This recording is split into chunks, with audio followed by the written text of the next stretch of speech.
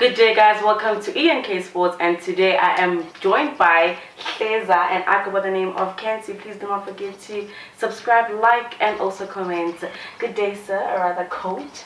Can you introduce yourself for us? Good day, my viewers. I'd like to greet all you at home. I hope you will subscribe to one of the most bestest shows in the planet. Yeah, I do go by the name of Hleza, the Englishman, and it's such an honor and a humbled, personification to be on your lovely show.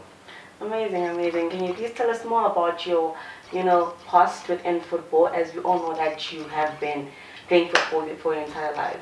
My football career started at a very young age. I think the dusty streets of Soweto will then tell you how, huge of a mark I've been.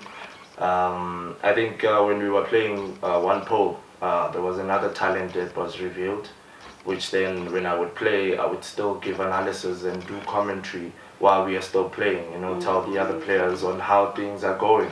So as I grew up, my parents bought me my first pair of boots. I went to Rulish Primary School.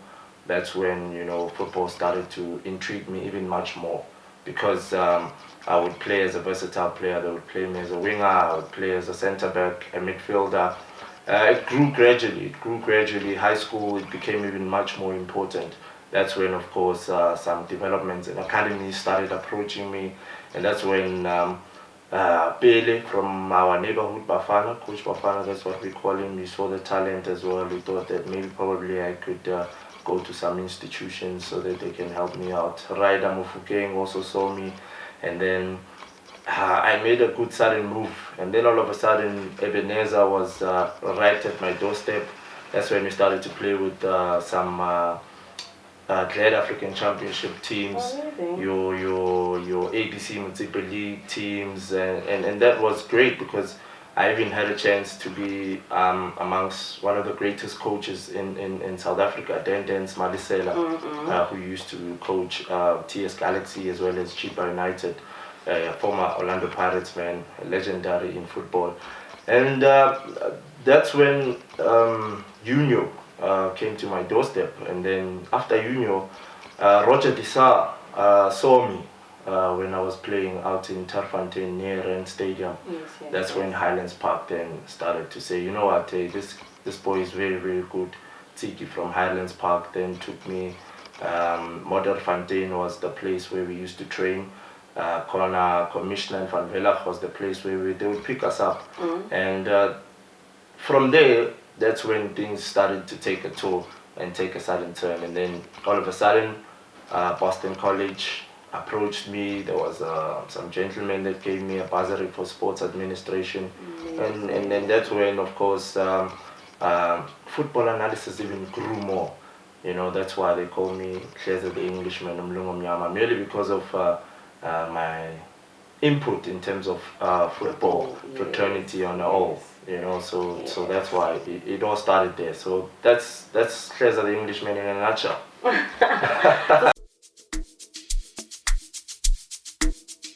Speaking about you having such a long journey within the football industry, so I heard that you're also a coach. How did that come about? I think it's because of the love of football. Yeah. I think the love of football made me, the person that I am today.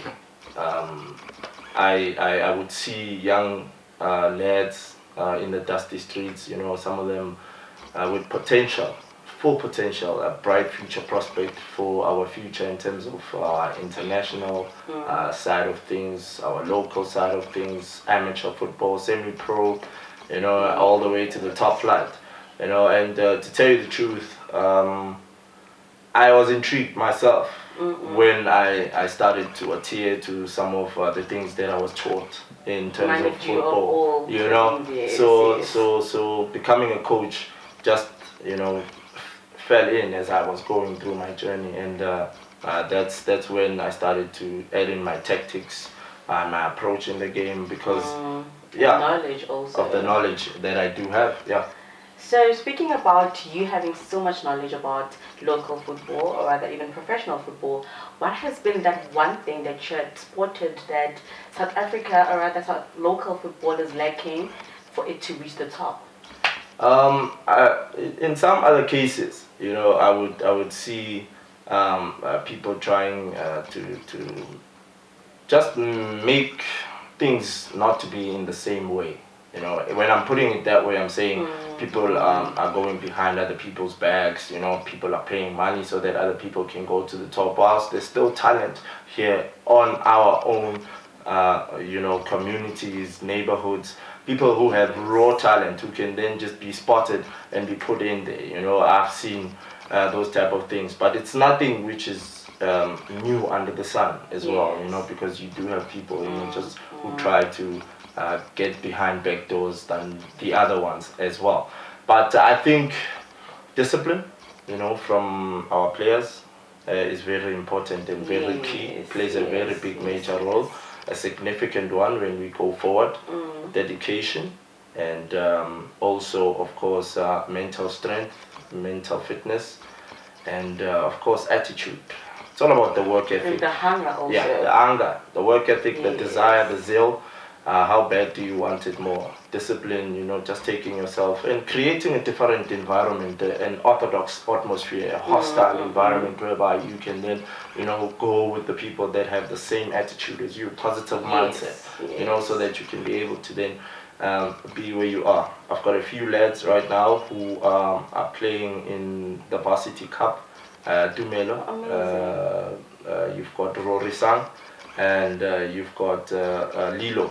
Those are the people that I kind of sat down and I spoke to them. We speak each and every time, and I gave them a certain balance in terms of how you can then be able to get to the top flight. But from the local side of things, I've got a lot of players. Right now, you've got a good thing, right? You've got Lerumo, Jomo, who is playing for Platinum City Rovers. You've got Tibo Mareza, lives just here in Naledi, and of course one of our own, who I always talk to, Tsiri Mzondile Banda, who just lives next to Riboni, just across Riboni. Yeah, one of the lads that I also grew up with, I played with at Winter Roses, the team that I'm currently coaching right Roses. now. Yeah. Amazing, amazing. So, you having all this knowledge behind the local football about people paying, people to get there, what has been your analyzation of how we can, or rather how you can, I don't know how to put it, but like how you can improve the things that they are doing behind closed doors? I think it's the infrastructure for me. Yes. The way we can then be able to balance, the equation. Your NGOs, your companies, the ones that can be able to then give us a certain balance in terms of our academy. Yes, you find coaches who do not have really good experience. They don't have the right type of, papers to then become the people that they want to become. Because remember, if you want to have a C license or a D license, you still have to then pay for it as well, so that you can get the classes as well. So there are some coaches that at some point they do not have what other coaches or other people do have behind them and in their stride, But in all essence, I think our improvement is all about infrastructure, reinforcing the right type of institutions in our neighborhood. And the support also. The grounds that are going to be there, proper, facilities on our own. That's where, of course, our MEC of sports comes in, sports, arts and recreation. She's just changed right now from Mama Faith Mazibugo. Now it's Mbali Shopping.